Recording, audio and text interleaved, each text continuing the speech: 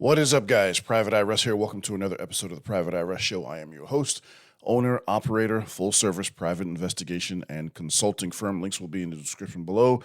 Info at privateeruss.com if you need an investigator. Quickest way to get a hold of me nowadays, because I am so busy with investigations and executive protection work, it has been nonstop since October.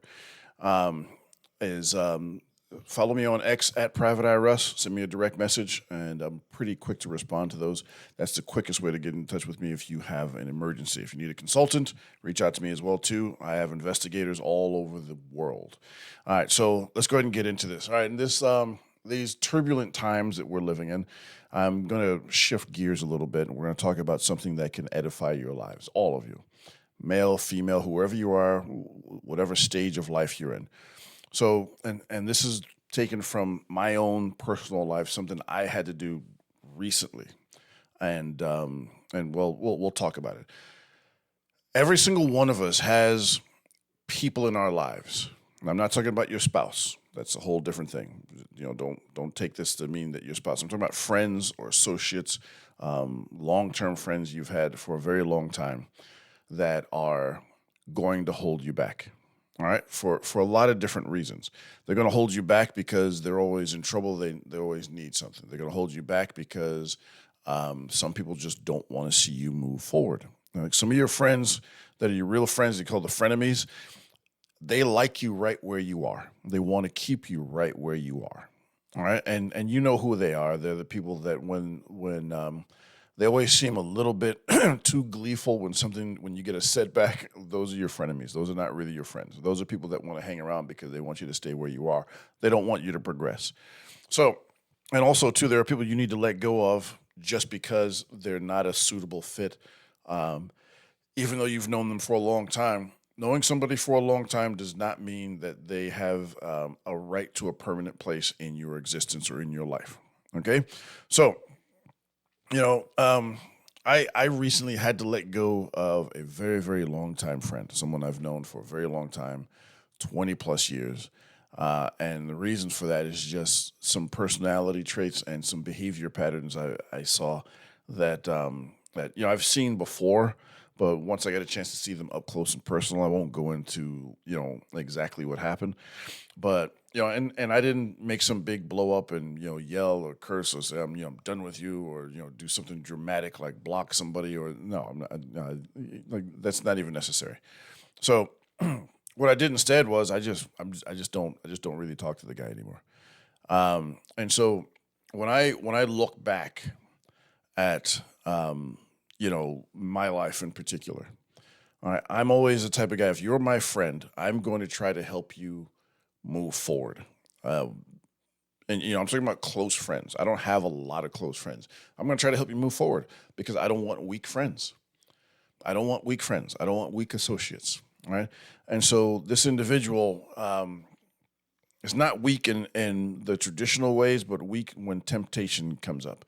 You've got to be able to avoid or be able to resist temptation with certain things, because if I see that people that are even closer to you can't trust you, then odds are that at some point I'm not going to be able to trust you as well.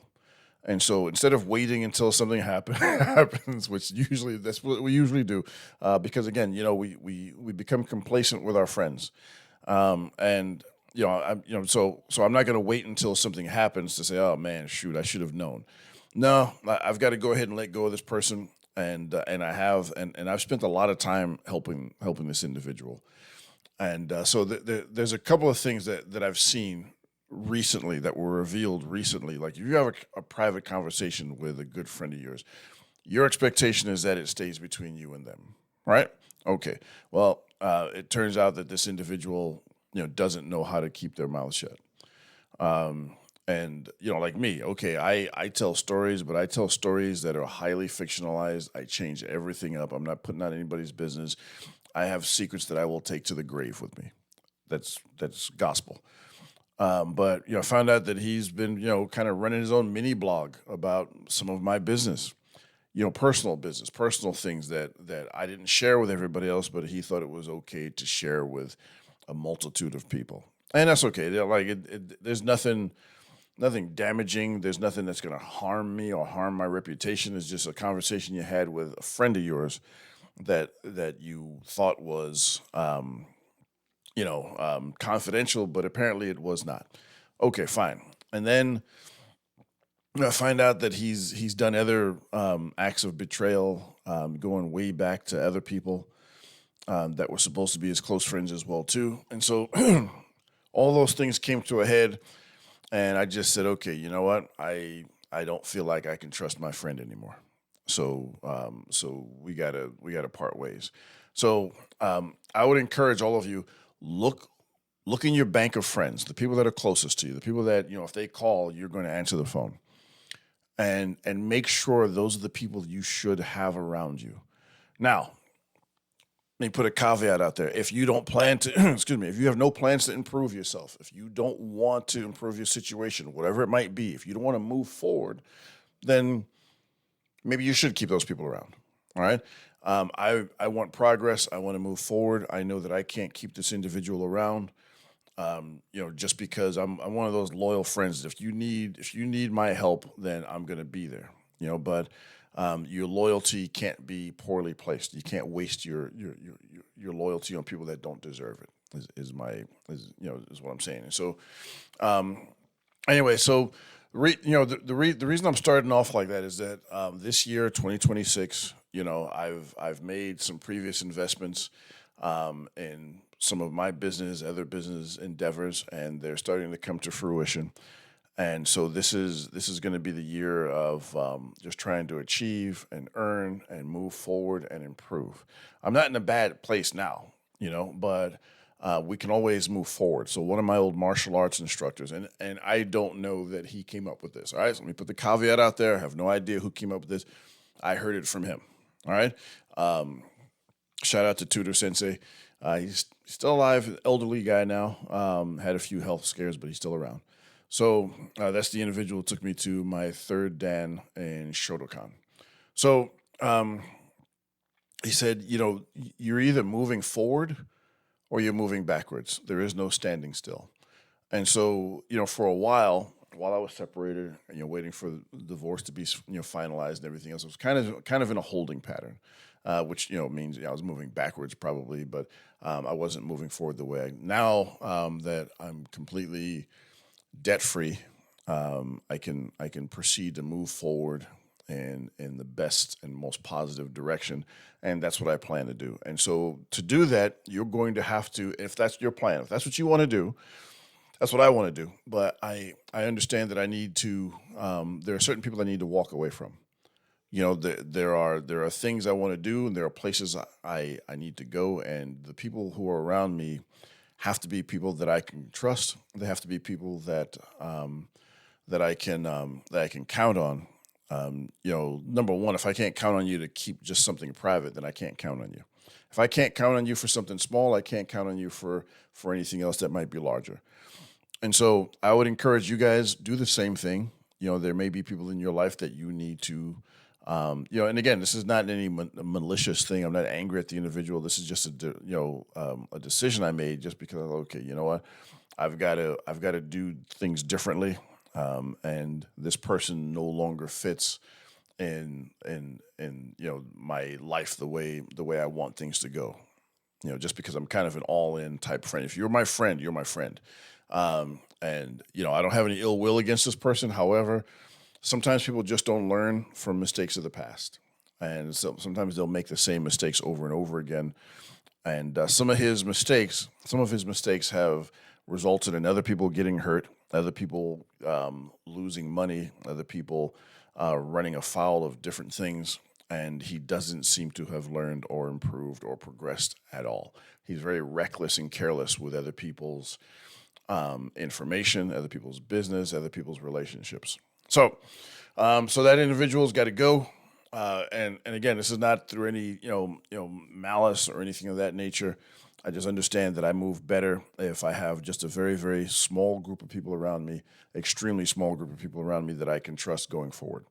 So, because some of the work I do is very sensitive work. Some of the people I deal with, especially on the protection side of things, I've worked for, obviously I've worked for politicians.